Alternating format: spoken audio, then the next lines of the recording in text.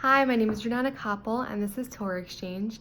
The topic of Yeshay Ofat Torah is a topic found in Parashat Tesse. It is a very interesting topic, pretty wild, and I did not learn about it until later on, probably for better reason. So I'm just going to read to you the basic Pshat found in Parak Chaf Aleph, Pesukim Yud through Yud Daled.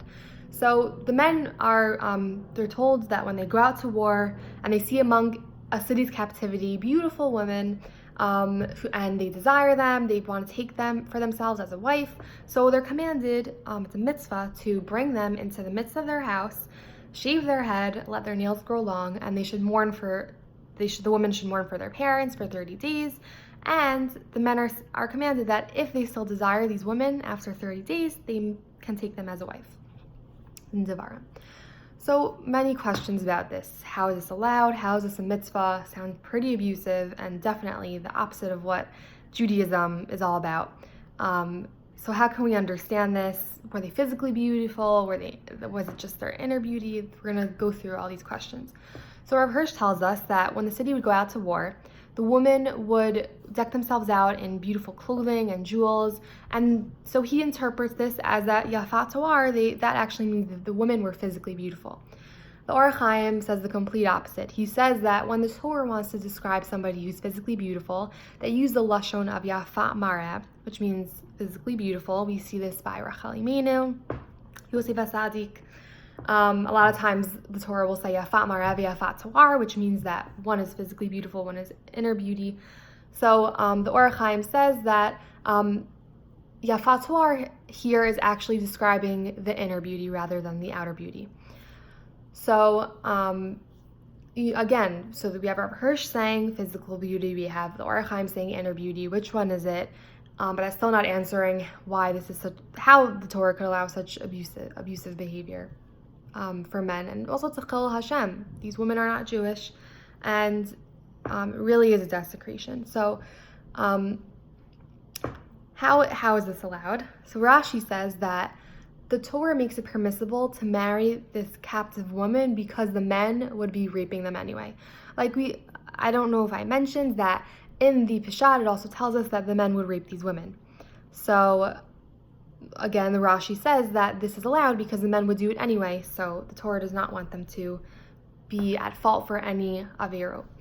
And then Rabbeinu Bechai says that the man takes this woman after raping her to his home, and he watches her mourn over her parents for 30 days. If he sees her after all these horrible conditions, after she really looks the worst that she ever can, and he still desires her, then he can take her as a wife. So, still very crazy topic, I think. And how do we really understand this, and how could we relate to it and apply it to us?